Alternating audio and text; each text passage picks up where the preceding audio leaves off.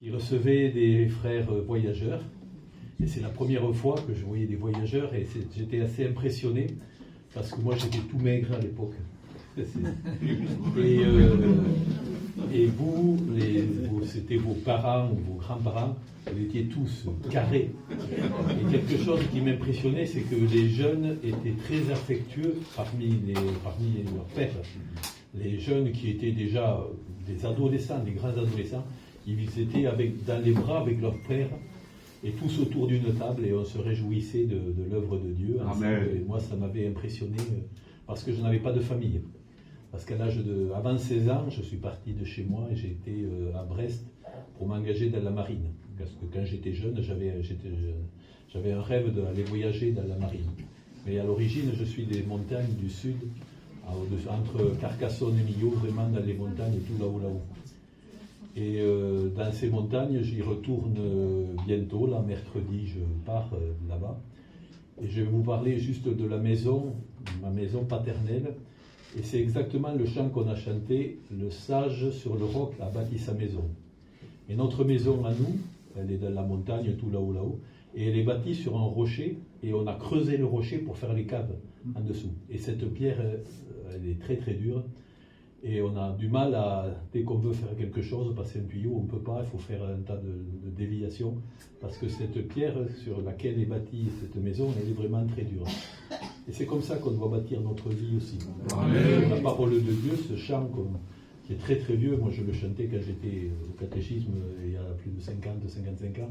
On chantait déjà ça, le fou sur le sable a bâti sa maison. Mais le sage sur le roc a bâti sa maison. Dieu. Et notre famille, nous sommes des protestants de la Réforme, c'est-à-dire des années 1600, 1700. On est des vieux protestants.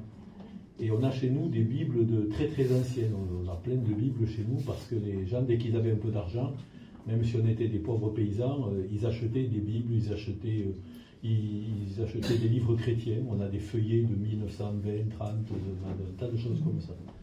Et on est d'une religion protestante réformée, mais on est de religion protestante réformée. Mais ça ne veut pas dire qu'on a le Seigneur dans notre cœur. On a des Bibles chez nous depuis très longtemps. On connaît la Bible par cœur, mais ça ne veut pas dire qu'on a le Seigneur dans notre cœur. Et ça, on peut toujours se glorifier d'une religion, même d'une religion évangélique. Moi-même, j'ai rencontré le fondateur de votre mission, de COSEC, j'ai rencontré à Carré, on a bien discuté ensemble. On peut toujours se glorifier d'avoir un passé. Nous, on a connu, ma femme a connu Douglas Scott, même petite, elle a serré la main du général de Gaulle, quand elle était petite à Cherbourg, quand il est venu les voir. On peut se glorifier de tout ça. Mais si on n'a pas le Seigneur au fond de notre cœur, si on n'a pas notre vie basée sur Dieu, on va passer à côté d'un tas de choses. Les frères l'ont dit, et par expérience, ça fait juste un peu plus 43, 44 ans que je suis au Seigneur. Et comme donc ça fait plus de 40 ans qu'on est mariés maintenant, et on voit la grâce de Dieu, la bénédiction de Dieu, dans les soucis, les problèmes, mais le Seigneur est là, le Seigneur nous soutient, nous accompagne, et on a la joie de voir, d'être entré dans une bénédiction. C'est-à-dire que nos parents qui connaissaient la Bible, et nos grands-parents connaissaient non seulement la Bible, mais ils connaissaient le Christ qui était venu. Amen. Mon père, lui, n'a pas fait ça. Mon père est resté un religieux. Et nous, on a continué ce que nos grands-parents ont fait, c'est-à-dire venir vraiment au Seigneur et lui donner notre cœur. Et nos enfants font la même chose maintenant. Amen. Nos enfants, sauf mon garçon, mais nos enfants, on a 5 enfants. Toutes les filles sont au Seigneur, sauf le garçon. Mais on est entré, nous, on retournait dans la bénédiction de Dieu.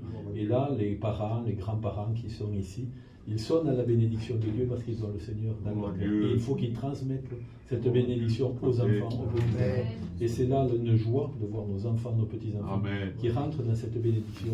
Et comme je le disais au début, qui ont cette vie et ce cœur fondés sur le roc de la parole de Dieu. Voilà. Amen. Amen. Gloire à Dieu.